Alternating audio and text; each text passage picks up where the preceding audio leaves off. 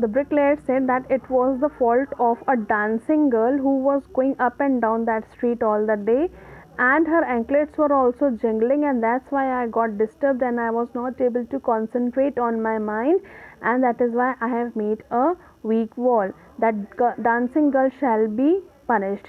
Now the king says, oh my goodness, this is such a complicated case and I have to bear now see the case. And now let's call the dancer. Now the dancing girl has in present she has turned into an old woman.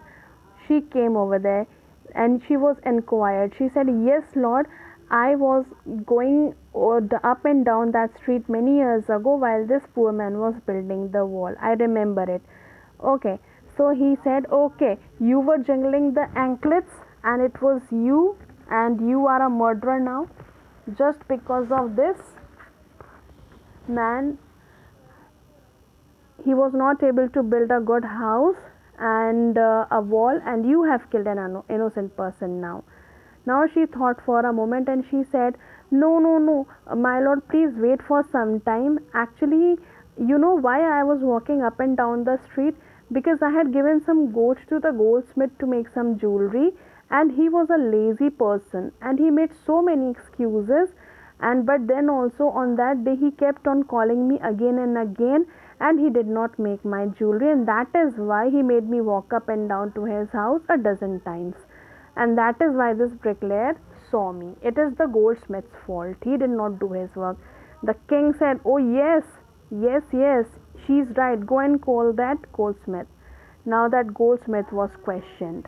He said, yes, I'm a poor goldsmith.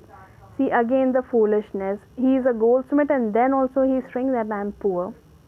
Now, he said, yes, it's true that I made this dancer come many times to my door. Why? Because I could not finish her work. I got an order from the rich merchant because they had a wedding in their house, and that is why they couldn't wait. You know how impatient rich men are. I was busy in doing the completing the task for that rich man. Now the king said, who is this rich man? And this woman's work was not done. Just call him. Now over there, the goldsmith, he told the name of that rich merchant. Now, who was that dead rich merchant? He was none other than the original owner of the house, whose wall had fallen on the this thief, the burglar. Now justice had come full circle according to the king, and he said back to the merchant. Over there he said, see, it was your fault and it was your father who ordered for the jewelry, and now as your father is no more in this world, you shall be punished in place of him. We will punish you. See, he said, but my father is dead and that order was given by my father. It was not my mistake. So the king said, you have inherited from that criminal father of yours.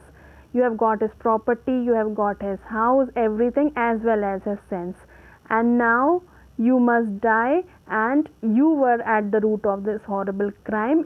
You have to bear all the consequences of all the evils you have to pay against your father's sin, and you will be punished.